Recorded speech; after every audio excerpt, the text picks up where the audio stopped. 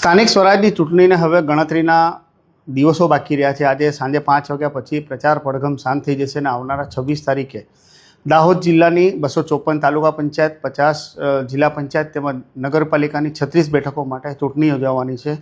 આપણી સાથે ચૂંટણી સંબંધી બાબતો માટે વાત કરવા માટે દાહોદના મુખ્ય ચૂંટણી અધિકારી યોગેશ નિરગુડે સર ઉપસ્થિત છે. સર નમસ્કાર, દાહોદ લાઈવમાં આપનું સ્વાગત છે. સર, આ વખતની ચૂંટણીમાં શું નવું છે અને કયા પ્રકારની વહીવટીતંત્રની તૈયારીઓ છે?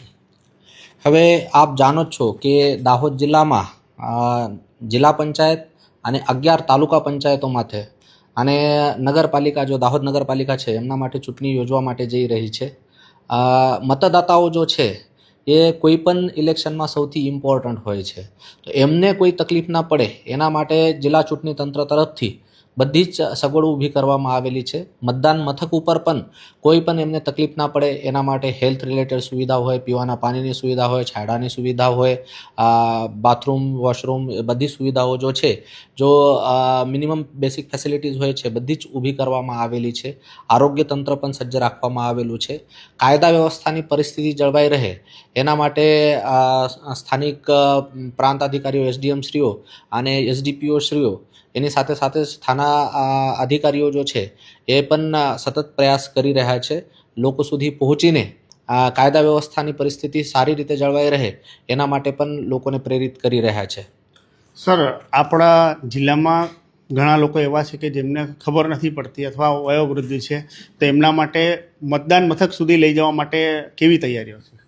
હવે જે પણ જેને જરૂરિયાત હોય, આ લોકો અગર કહે છે કે અમને જરૂરિયાત છે તો અમે આજે ચૂંટણી અધિકારીઓને કહી પણ દઈશું, કારણ કે દરેક મતદાન મથક ઉપર આપની જો પોલિંગ પાર્ટીને છોડવા માટેની ગાડી ગયેલી છે ત્યાં ઊભી છે, તો બહુ જ જરૂરિયાતમંદ કોઈ વ્યક્તિ હોય જે ચાલી ફરી નથી શકતો, તો એમને મદદ કરવા માટે અમે પ્રયત્ન કરીશું. એની સાથે સાથે જ મતદાન મથક ઉપર આવ્યા પછી જો દિવ્યાંગજનો હોય, ઓલ્ડ એજવાળા લોકો હોય, એમને મદદ કરવા માટે પણ અમારા ત્યાં ચૂંટણી સ્ટાફ અવેલેબલ જ છે, એ એમને મદદ કરશે. સર, ઉનાળુ પીક પર છે અને હીટવેવની પણ આશંકા છે, તો પોલિંગ બૂથ સુધી લઈ જવા માટે અને ત્યાં મતદાન કરવા આવતા હોય અને ખાસ કરીને વયોવૃદ્ધ, તો એમની હેલ્થ માટે અથવા તો હીટવેવની આશંકા વચ્ચે તંત્રની આ મામલે કેવી તૈયારીઓ છે? હવે દરેક મતદાન મથક ઉપર આપણે એમપીએસડબલ્યુ, એફએસડબલ્યુ યા આશા વર્કર જો છે એમનામાંથી કોઈનો કોઈ એક સ્ટાફ ત્યાં અવેલેબલ જ રહેશે. એમને પાસે જો ફર્સ્ટ એડ કિટ છે એમાં પૂરતા દવાઈઓ સાથે ઉપલબ્ધ રહેશે, ઓઆરએસની વ્યવસ્થા વગેરે રહેશે. પછી ઠંડા પાણીની વ્યવસ્થા પણ ત્યાં કરવામાં આવી રહી છે. અને એની સાથે સાથે જ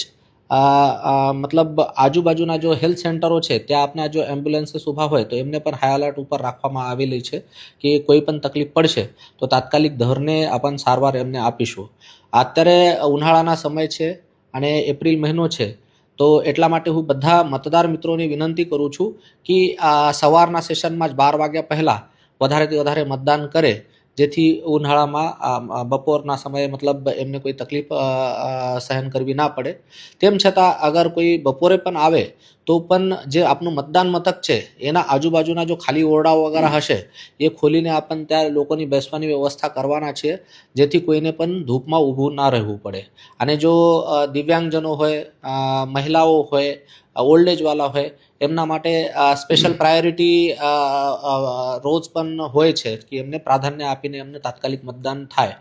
ખાસ કરીને સગર્ભા બહેનો હોય, ધાત્રી માતાઓ હોય, તો એમને તાત્કાલિક મતદાન માટે છોડવા માટેની પણ વ્યવસ્થા કરવામાં આવનાર છે. સર, મતદાનને હવે ગણતરીના દિવસો, આમ કહી શકાય કે 50 થી 60 કલાક રહી ગયા છે, બરાબર. તો આ અંતિમ ક્ષણે આપ મતદારોને શું મેસેજ આપશો? મેં ઓલરેડી કહી દીધો છે કે લોકશાહીમાં આ વર્ડ સૌથી ઇમ્પોર્ટન્ટ છે. લોકોના ભરોસે જ લોકશાહી ચાલતી હોય, અને એટલા માટે જ ભારત દેશમાં કોઈ પણ પ્રકારના ભેદભાવ રાખ્યા વગર દરેક વ્યક્તિને સમાન મતદાનનો અધિકાર આપવામાં આવેલું છે. તો આપના જે મતદાન છે એ કરીને આપનું કર્તવ્ય નિભાવવું જોઈએ. મતદાન એ આપનું કર્તવ્ય પણ છે અને આપનો અધિકાર પણ છે. તો મોટી સંખ્યામાં લોકો આવે, મતદાન કરે અને લોકશાહીને સફળ બનાવે. Thank you sir.